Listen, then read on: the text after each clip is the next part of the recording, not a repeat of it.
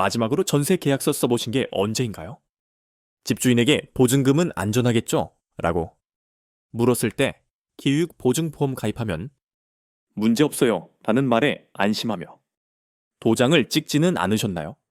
그런데 지금 대한민국 부동산의 심장이었던 전세라는 제도가 통째로 뽑혀 나가고 있습니다. 금리 4.5%, 전세가율 60% 붕괴, 그리고 1만 건이 넘어가는 전세 사기 의심 사례들. 이 지표들이 가리키는 방향은 딱 하나예요.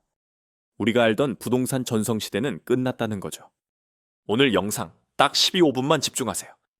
정답이 아닌 것부터 지워버립시다. 속어법으로 접근할 거예요. 1단계로 전세가 왜 무너지는지, 그 잔인한 본질을 파헤치고 2단계로 전세가 사라진 자리에 세워질 아파트 계급 사회의 실체를 폭로할게요.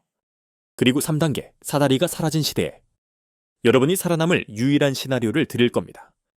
준비되셨나요? 여러분, 전세가 전 세계에서 우리나라에만 있는 독특한 제도라는 건 아시죠? 근데 이게 사실은 투자가 아니라 자금융이었다는 사실 알고 계셨나요? 과거 고성장 시대에는 금리가 10%가 넘었잖아요. 집주인은 세입자 돈을 무이자로 빌려 은행에만 넣어둬도 이득이었고 집값이 매년 15%씩 뛰니까 그 돈으로 또 집을 샀죠. 하지만 지금은 어떤가요? 저성장 시대에 진입한 2026년, 이제 집주인들은 그 무거운 보증금을 감당할 능력이 없습니다. 여기서 첫 번째 원칙을 확립합니다. 이건 협상의 여지가 없어요. 전세는 신뢰와 저금리라는 두 기둥 위에서만 존재할 수 있는 시한폭탄입니다. 그런데 지금 이 두 기둥이 동시에 무너졌습니다. 트리거 1, 바로 전세 사기라는 신뢰의 붕괴예요. 나는 1군 브랜드 아파트니까 괜찮아 라고 생각하셨나요? 하지만 최근 한 중견 건설사 관계자는 이렇게 말합니다.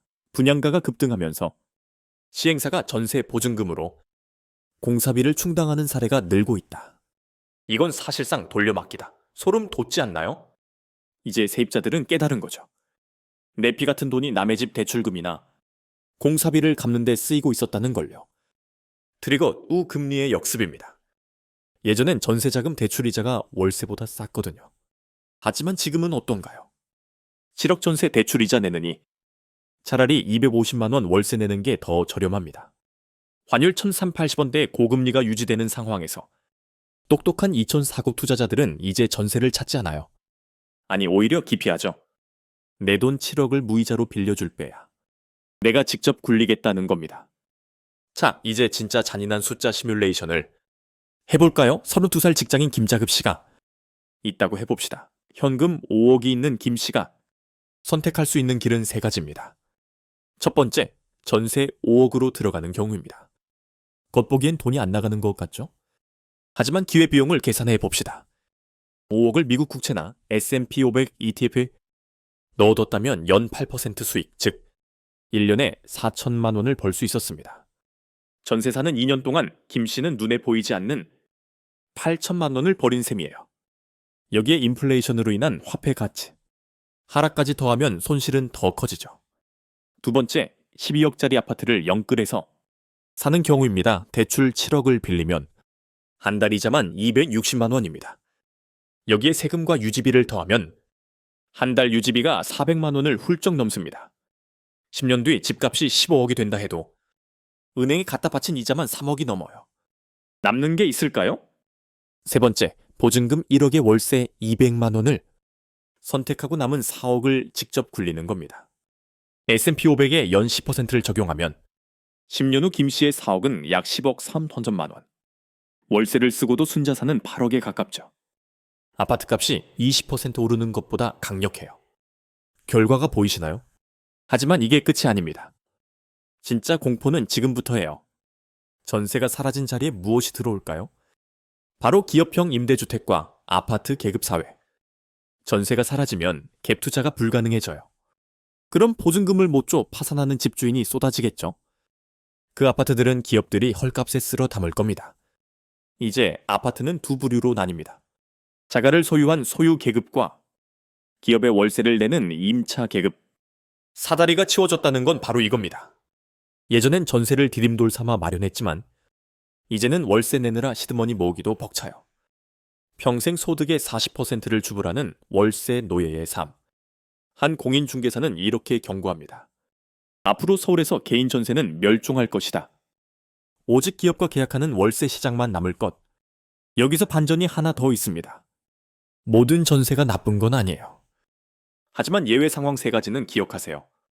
첫째, 전세가율이 50% 이하로 매우 낮은 경우. 둘째, 회사에서 전세를 무이자로 지원해 주는 경우.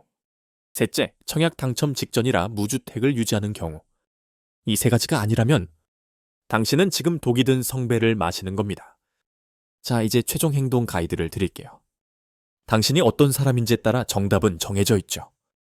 당신이 자산을 불리고 싶은 30대 투자자라면 절대로 전세의 목돈을 묶지 마세요. 주거는 월세로, 자산은 우량 주식에 나누세요. 당신이 실거주가 중요한 40대 가장이라면 감당 가능한 수준의 급매물을 노리세요. 세입자를 들여 메꾸는 방식은 이제 버려야 합니다. 스스로 자가 진단해 볼까요? 질문 3개 드립니다. 당신은 주거비로 소득의 30% 이상 쓸 준비가 됐나요? 보증금을 못 돌려받아도 2년을 버틸 멘탈이 있나요? 집값이 30% 하락해도 웃으며 살 수 있나요? 하나라도 아니오라면 당신은 지금 그 계약서에서 손을 떼야 합니다. 핵심 3줄 요약합니다. 첫째, 전세는 이제 무이자 대출이 아니라 고위험 채권이다. 둘째, 월세와는 피할 수 없는 흐름이며 이는 곧 주거비 폭등을 의미한다. 셋째, 집은 이제 사는 것이 아니라 자산 포트폴리오의 일부로 계산해야 한다. 과거의 성공 방정식이 당신의 미래를 망칠 수 있죠. 사다리가 치워졌다면 날개를 다는 법을 배워야 해요. 그 날개는 바로 냉철한 데이터와 금융지능입니다. 망설임이 가장 비싼 비용입니다.